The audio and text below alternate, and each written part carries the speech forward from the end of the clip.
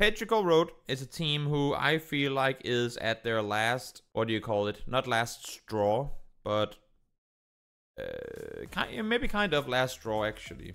I mean, they were also, as with everyone else, influenced by the mega roster changes that happened in China after so 4AM picked up Xiaopian and HSMM from New Happy, and one of the players that 4AM dropped was Summer. Summer now plays, and I believe co-IGLs for PGC alongside Ike's left. 对啊，我们是兄弟了呀。I talked to Ike's left during PGS2, and they were kind of sharing the role, but not completely. There was a bit of a language barrier that I couldn't figure out. I think because PGC is yet another team who has struggled to succeed globally. I think this PGC with Summer in the lineup as well, they're struggling under the same, I guess, are struggling with the same issue that I think many of the Chinese teams have.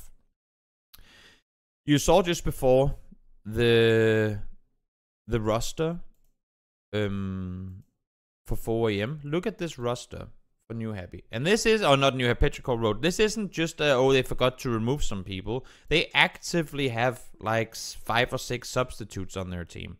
And they can go in, change players in and out, depending on, great, so today we want to play more aggressive, let's get the fraggers in. Tomorrow we want to play more passive, let's get the, you know, smart rotators in. I don't know how they reason it, but they have all these different players that they tend to swap in and out over the course of tournaments. Obviously you can't do that because for the most part global tournaments only allow for 1 sub, I believe, and then you can have a coach who can be a sub as well. But I think the issue is, globally, they're going up against teams who have played as the same 4. Maybe you have a substitute or coach, but you're going up against teams who have played as the same 4 forever. Like going up against the likes of Twisted Minds, who has been on the same roster for a long time. Danawa, for the most part, have stuck together for a good while now, too.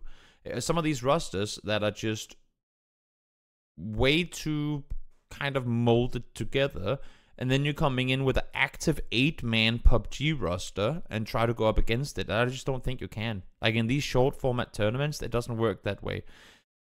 You can make it work in China, where you play many more games in a season, and therefore there's a little bit more room for error. There's room to, you know, okay, great, so now we've played like this for 2 weeks. Let's change up the playstyle a bit and go out and do this. You don't have that at PGC because 2 weeks, that's like 2 different brackets of best of 12s, right?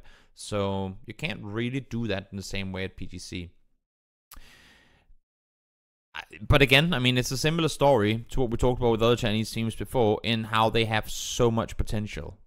Like if they just picked, honestly, if PGC made like an academy team, just had PGC Road, and then whatever, like just commit to 4, maybe 5, maybe have a sub, or like an active 5-man roster where you can swap in and out. It's just too many. They have way too many, and I think it's difficult to have that work globally. So I will say this: should PGC not perform well, I think they're gonna go a whole different route. I hope they will go a whole different route. And I'm curious to see which 4/5 they're bringing out to PGC. I hope that it's gonna be Ike's Lift, Long DD, Mill, and Summer. I hope it's gonna be them 4. Chewy, maybe as the sub, or Long, but I'm not sure. They played with Ike's Lift, Mill, Ming, Summer, and then they had Chewy as a 5th. Actually, okay, so that's exactly how I just said it I want it to be. I hope they go with the same roster then. They've just played and done fairly well at PCL. Commit to the same roster. Try and see if you can make this 4/5-man work. And then go from there.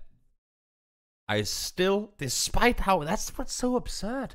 You have Ike's left. Like for 2 years, he was considered like the freaking god of PUBG.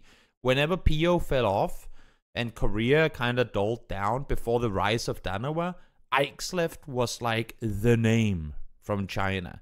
whenever OMG and 4am, like GodV and all those guys kind of start, you know, it's whenever those names fell off people's memories, Ixlef stood up as like the titan from China.